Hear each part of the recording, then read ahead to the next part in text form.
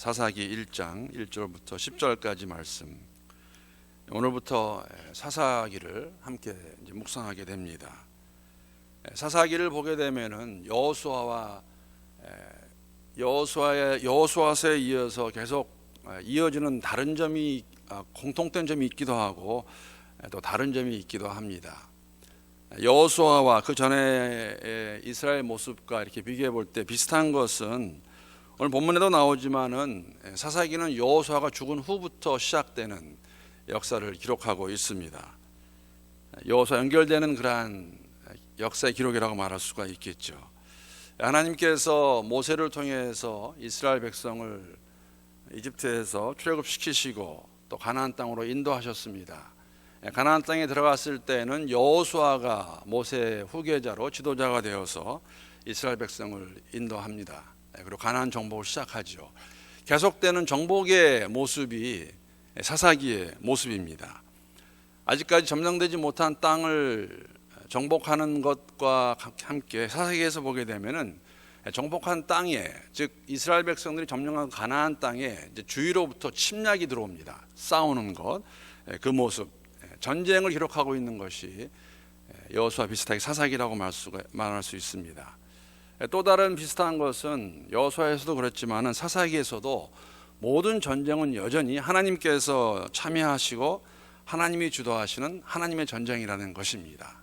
오늘 본문에서도 우리가 그 모습을 볼 수가 있습니다. 2절에 보게 되면은 여호와께서 이르시되 유다가 올라갈지니라 보라 내가 이 땅을 그의 손에 넘겨주었노라 하시니라.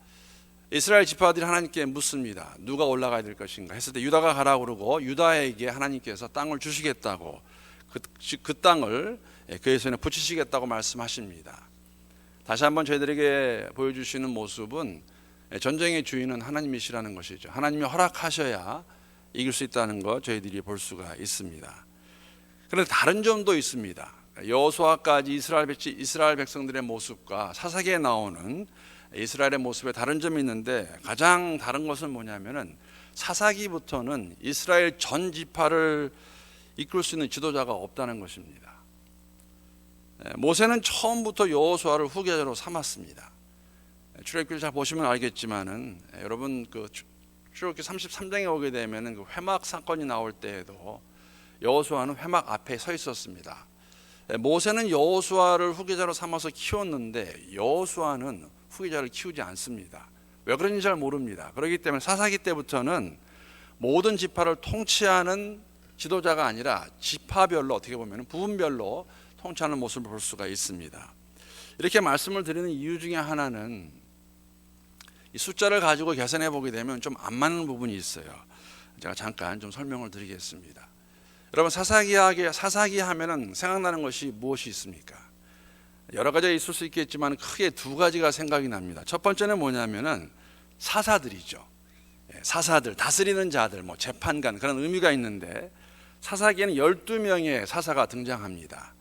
12명의 사사가 등장하는데 이 사사들이 전체 이스라엘을 통치하지 않았다는 걸 알 수 있는 게 뭐냐면은 사사들이 통치한 연도를 다 합치게 되면은 한 410년의 그 시간이 나옵니다.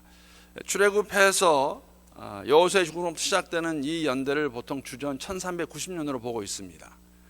그럼 1390년에 시작된 사사기의 그 처음 부분과 410년을 만약에 사사들이 통치했다고 그러면은 어떻게 계산이 나오냐면은 사사들이 이스라엘을 통치한 시기는 주전 1390년부터 거의 980년 정도가 됩니다. 410년 정도. 그런데 열왕기상 6장 1절을 보게 되면은 출애굽 때부터 솔로몬이 성전을 건축할 때까지의 시기를 480년으로 기록하고 있습니다. 열왕기상 6장 1절을 보시면 됩니다. 근데 솔로몬의 성전 건축은 966년에 시작이 되었습니다. 무슨 의미냐면은 솔로몬의 성전 건축이 966년이면은 그 전에 다윗 왕이 있었고 그 전에 사울 왕이 있었어요. 그러니까 만약에 980년까지 사사들이 그 이스라엘 통치했다고 그러면은 연도적으로 맞지가 않습니다. 즉 사사의 통치가 끝난 그 시간에는 벌써 다윗이 통치하고 있을 때라는 것이죠. 그 전에 사울도 있습니다. 그래서 이거를 사실 저희가 사울의 통치를 한 1050년으로 보고 있고 주전, 다윗은 대략 주전 1000년에 통치를 시작했다고 그렇게 보고 있습니다. 그렇기 때문에 이 사사들이 다스린 기간을 다 합친 480년과 이 사울과 다윗이 시작되는 이스라엘의 통일왕국의 시작을 보게 되면은 약 한 70년도 정도의 이 갭이 생깁니다. 차이가 생겨요. 시간적으로. 문제가 되는 것이죠. 그랬을 때 성경학자들이 우리가 그것을 보고 계산하는 건 뭐냐면은 사사들이 한 사사가 끝나면은 다른 사사가 나온 것도 있지만은 어떤 사사들은 동시간대 한 것이 나오게 됩니다. 즉 의미는 뭐냐면은 사사는 이스라엘 전체를 다스리는 사람들이 아닙니다. 부분적으로 다스리는 사람들이 사사했다는 것이죠. 그게 사사에게 다른 점이고, 또 다른 것은 뭐냐면은 여러분 사사기를 생각하면은 가장 머리에 생각나는 사사가 누구입니까? 12명의 사사가 있는데 우리에게 가장 많이 알려진 사사는 삼손입니다. 마지막 사사입니다. 의미가 뭐냐면 사실은 삼손은 사사로 부르심 받았는데 삼손의 모습을 보게 되면은 사실은 하나님이 원하시는 것을 다 했다기보다는 자신에 합당한 것을 한 삼손의 모습을 볼 수가 있죠. 특히 그 블레셋 여자를 아내로 맞는 그 모습은 하나님이 원치 않으셨던 것이었습니다. 그런데 이것은 무슨 얘기냐면은 사사기 때부터 처음 때부터 이스라엘 백성들은 하나님으로부터 멀어져가는 행동을 하게 되는데, 이 시간이 지나면서 나중에는 일반 백성뿐만 아니라 지도자들도 하나님부터 멀어지는 것을 볼 수가 있는 것이죠. 그 정점이 삼손입니다. 오늘 본문에도 보게 되면은 그러한 것을 저희들에게 보여주고 있습니다. 이렇게 된 사사들이 마지막에 가서는, 그리고 이스라엘 백성들이 마지막에 원하는 게 무엇이냐면은 왕을 원해요.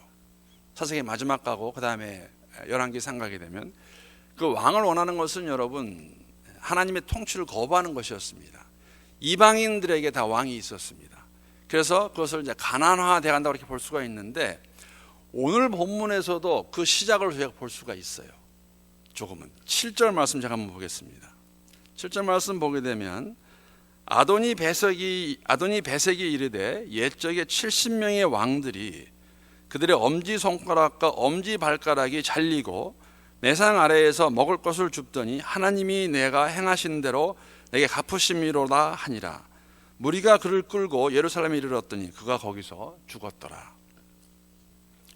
아도니 베색이라는 것은 이 베색, 이게 아돈이란 말은 주인이라는 의미가 있습니다. 우리가 하나님을 아도나이라고 이렇게 그 70인 번역에서 그 여호와를 가리키고 있는데, 아도니 주인이란 말이 있는데, 아도니 베색은 베색의 주인이라는 의미예요. 베색의 통치자, 즉 베색이라는 지역을 다스리던 사람이 아도니 베색이라고 그렇게 말할 수가 있죠.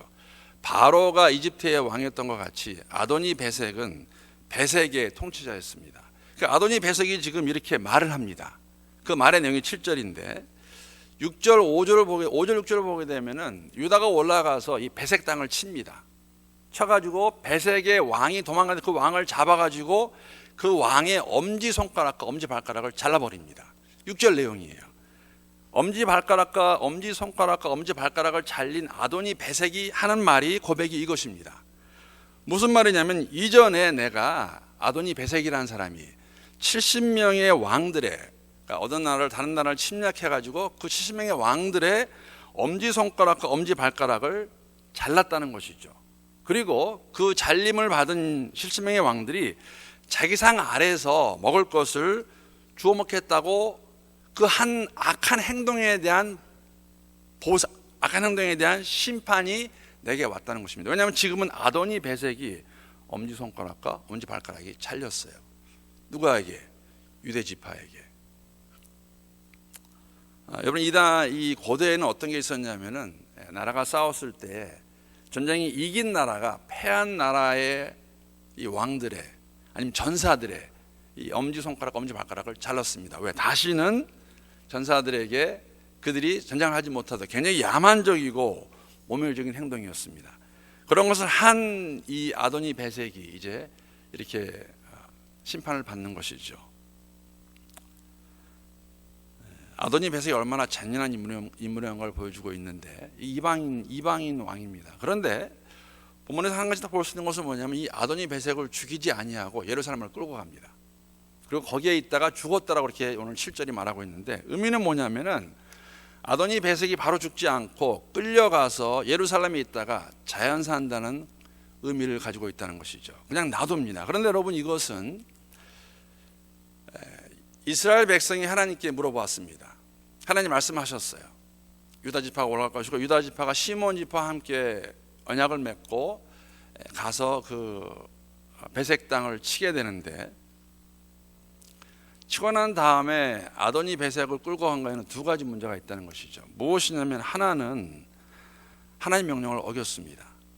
진멸하는 하나님 명령을 듣지 않고 이 아도니 베색을 살려가지고 예루살렘 끌고 가는 모습이 있고, 또 하나는 여러분, 이 이방인이 한 행동을 유다 이 지파들이 그대로 했다는 것입니다. 즉 가나안 사람들의 잔인한 그 전쟁 방식을 이들이 습득하는 걸 보여주고 있습니다. 이러한 시작은 사사기를 통해서 계속 나오는데, 점점 더 우리가 할 수 있는 말은 뭐냐면 가나안화돼 갑니다. 가나안 사람들을 쫓아가요. 하나님 백성으로 가나안 땅에 들어갔는데 그 땅에 살면서 그들이 그 땅에서 하나님 백성으로서 구별되어 살아가지 아니하고 가나안 사람들의 모습을 쫓아가다가 따라가다가 마지막에 뭐까지 왔냐면은 뭐 바알과 아세라 선지상을 섬기는 건 물론이고 아들 딸 잡아준 것도 물론이고 나중에는 왕까지도 원한다는 것이죠. 안타까운 이야기입니다.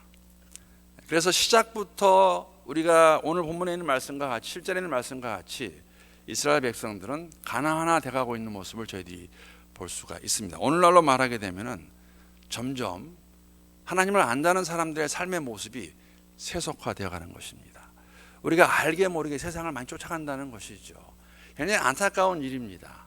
하나님이 함께 하셔서 출애굽하였고 광야 생활을 하였고 요단강을 건너서 가나안 땅에 들어와서 모든 전쟁을 하나님의 도움으로 이기고 가고 있는데, 정복해 가고 있는데, 그 와중에서 사람들은 점점 더 가나안 땅의 모습을 쫓아간다는 것이죠. 하나님께서 우리 모두를 긍휼히 여겨주시고 힘주시기를 기도합니다. 우리의 모습에도 그런 모습이 참 많지 않는 생각을 해봅니다. 안타깝습니다. 저도 그렇습니다. 우리가 알게 모르게 세상의 것들을 따라하고 있지 않나.